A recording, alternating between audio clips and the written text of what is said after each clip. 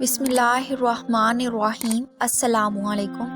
ابتدائی اسلام میں رمضان کی راتوں میں اپنی بیویوں سے مباشرت کرنے کے متعلق کوئی واضح حکم موجود نہ تھا، تاہم صحابہ کرام رضی اللہ تعالی عنہم اپنی جگہ سے اسے ناجائز سمجھتے تھے۔ پھر بعض صحابہ کرام رضی اللہ عنہم مکروہ سمجھتے ہوئے بھی اس کام کو باز نہ رہ سکے۔ چنانچہ حضرت براء بن عازب رضی اللہ تعالیٰ عنہ فرماتے ہیں کہ جب روزے فرض ہوئے تو لوگ سارا مہینہ عورتوں کے پاس نہ جاتے۔ پھر بعض لوگوں نے چوری چوری میں کام کر لیا، تب اللہ تعالیٰ نے یہ آیت نازل فرمائی، تمہارے لیے روزے کی رات اپنی عورتوں سے محبت کرنا حلال کر دیا گیا ہے، وہ تمہارے لیے لباس ہیں اور تم ان کے لیے لباس ہو۔ اللہ نے جان لیا کہ بے شک تم اپنی جانوں کی خیانت کرتے تھے، تو اس نے تم پر مہربانی فرمائی اور تمہیں معاف کر دیا، تو اب ان سے مباشرت کرو اور طلب کرو جو اللہ نے تمہارے لیے لکھا ہے، اور کھاؤ پیو یہاں تک کہ تمہارے لیے سیاہ دھاگے سے سفید دھاگا فجر کا خوب ظاہر ہو جائے۔ پھر روزے کو رات تک پورا کرو اور ان سے مباشرت مت کرو جبکہ تم مسجدوں میں مختلف ہو، یہ اللہ کی حد میں ہے، سو ان کے قریب نہ جاؤ۔ اسی طرح اللہ اپنی آیات لوگوں کے لیے کھول کر بیان کرتا ہے تاکہ وہ بچ جائیں، اور اگر کوئی شخص رمضان میں دن کو روزے کی حالت میں مباشرت کرے تو اسے اس کا کفارہ ادا کرنا ہوگا، جیسا کہ اس حدیث سے واضح ہے۔ حضرت ابو ہریرہ رضی اللہ تعالیٰ عنہ فرماتے ہیں کہ ایک صحابی نے رسول صلی اللہ علیہ وآلہ وسلم کی خدمت میں حاضر ہو کر عرض کیا، یا رسول اللہ، میں تو ہلاک ہو گیا کیونکہ میں نے اللہ تعالیٰ کا حکم توڑ دیا، میں رمضان میں اپنی بیوی سے محبت کر بیٹھا۔ حضور صلی اللہ علیہ وآلہ وسلم نے ارشاد فرمایا کہ کفارے میں ایک غلام آزاد کرو۔ انہوں نے عرض کیا کہ میرے پاس تو غلام نہیں ہے۔ حضور صلی اللہ علیہ وآلہ وسلم نے ارشاد فرمایا، پھر 2 مہینوں کے مسلسل روزے رکھو۔ انہوں نے عرض کیا، یہ میرے بس میں نہیں ہے۔ حضور صلی اللہ علیہ وآلہ وسلم نے ارشاد فرمایا، پھر 60 مسکینوں کو کھانا کھلاؤ۔ انہوں نے عرض کیا کہ میرے پاس کھلانے کے لیے بھی کچھ نہیں ہے۔ تھوڑی دیر کے بعد حضور صلی اللہ علیہ وآلہ وسلم کی خدمت میں کھجور کے پتوں سے بنے ہوئے ٹوکرے میں کھجوریں آئیں، تو آپ صلی اللہ علیہ وآلہ وسلم نے دریافت فرمایا کہ مسئلہ پوچھنے والا صحابی کہاں ہے؟ وہ آئے تو حضور صلی اللہ علیہ وآلہ وسلم نے ارشاد فرمایا، لو یہ کھجوریں ہیں، محتاجوں میں تقسیم کر دو۔ وہ کہنے لگا، میں اسے ان لوگوں میں تقسیم کروں جو ہم سے بڑھ کر محتاج ہوں؟ قسم اس اللہ پاک جس نے آپ صلی اللہ علیہ وآلہ وسلم کو سچائی کے ساتھ محبوس فرمایا، مدینے کے دونوں کناروں میں سے ایک سرے سے دوسرے سرے تک کوئی گھر والے ہم سے زیادہ محتاج نہیں۔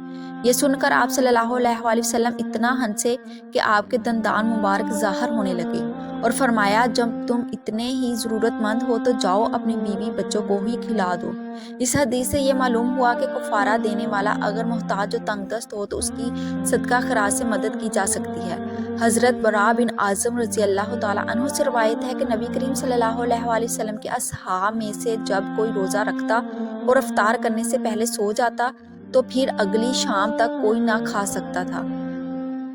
حضرت قیس بن سرمہ انصاری نے روزہ رکھا اور دن بھر کھیتی باڑی کا کام کر کے شام کو گھر آئے۔ جب افطار کا وقت آیا تو بیوی سے پوچھا، کیا کھانے کو کوئی چیز ہے؟ وہ بولی، نہیں، لیکن میں ابھی جاتی ہوں، تمہارے کھانے کو کچھ لے کر آتی ہوں۔ بیوی چلی گئی۔ حضرت قیس دن بھر کے تھکے تھے، نیند غالب آ گئی، وہ سو گئے۔ بیوی نے واپس آ کر دیکھا تو بہت دکھ ہوا، الغرض انہوں نے کچھ کھائے پیے بغیر بھی روزہ رکھ لیا، لیکن ابھی آدھا دن ہی گزرا تھا کہ بے ہوش ہو گئے۔ حضور کریم صلی اللہ علیہ وآلہ وسلم سے اس بات کا ذکر کیا گیا تو اس وقت یہ آیت نازل ہوئی، غروب آفتاب کے فوراً بعد روزہ افطار کر لینا چاہیے۔ یہود غروب آفتاب کے بعد احتیاطاً اندھیرا چھا جانے تک روزہ نہیں کھولتے، اس لیے آپ صلی اللہ علیہ وآلہ وسلم نے فرمایا کہ تمہاری عمر اس وقت تک خیر پر رہے گی جب تک روزہ جلد افطار کرے گی۔ نیز عبداللہ بن ابی اوفی رضی اللہ تعالیٰ عنہ سے روایت ہے کہ ہم ایک سفر میں رسول کریم صلی اللہ علیہ وآلہ وسلم کے ہمراہ تھے۔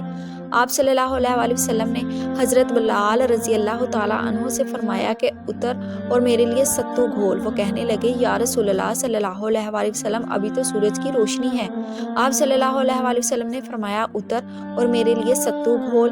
حضرت بلال رضی اللہ تعالیٰ عنہ پھر کہنے لگے، یا رسول اللہ صلی اللہ علیہ وآلہ وسلم، ابھی تو سورج کی روشنی ہے۔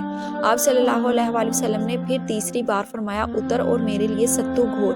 آخر وہ اترے اور ستو گھولا، آپ صلی اللہ علیہ وآلہ وسلم نے پی لیے۔ پھر آپ نے مشرق کی جانب ہاتھ سے اشارہ کر کے فرمایا جب ادھر سے رات کا اندھیرا شروع ہو تو روزہ افطار کرنے کا وقت ہو گیا۔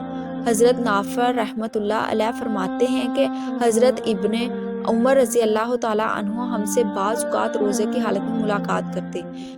آپ کے لیے افطار کے وقت شام کا کھانا پیش کیا جاتا۔ مغرب کی نماز کی اذان ہو چکی ہوتی مگر جب تک آپ اپنا کھانا نہ کھا لیتے تو اس وقت تک نماز کے لیے جلدی نہ کرتے بلکہ کھانا کھا لینے کے بعد تشریف لے جاتے اور نماز پڑھاتے اور فرماتے۔ اللہ کے نبی صلی اللہ علیہ وآلہ وسلم یہ فرمایا کرتے تھے کہ جب تمہارے سامنے شام کا کھانا پیش کیا جائے تو تم نماز کے لیے جلدی نہ کیا کرو۔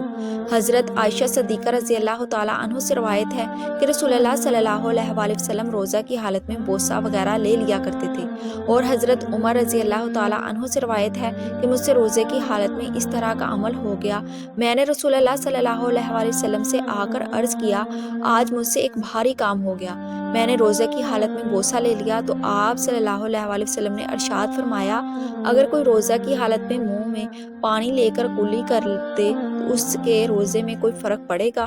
حضرت عمر رضی اللہ تعالیٰ عنہ نے فرمایا نہیں۔ آپ صلی اللہ علیہ وآلہ وسلم نے فرمایا بس روزہ جاری رکھو، البتہ اگر انزال یا جماع کا اندیشہ ہو تو روزہ کی حالت میں بوسہ لینا یا گلے لگانا مکروہ ہے۔ اس لیے بعض روایات میں ہے کہ آپ صلی اللہ علیہ وآلہ وسلم نے ایک نوجوان کو روزہ کی حالت میں بوسہ لینے سے منع فرمایا اور ایک عمر دراز صحابی نے دریافت کیا تو آپ صلی اللہ علیہ وآلہ وسلم نے انہیں اجازت دے دی۔ اللہ پاک سے دعا ہے کہ اللہ تعالیٰ اس ماہ مبارک میں ہماری تمام عبادات قبول فرمائے اور ہمیں اس ماہ میں زیادہ سے زیادہ فیض حاصل کرنے کی توفیق عطا فرمائے، آمین۔ ناظرین، اگر آپ چینل پر نیو ہیں تو چینل کو ضرور سبسکرائب کریں۔ جزاک اللہ۔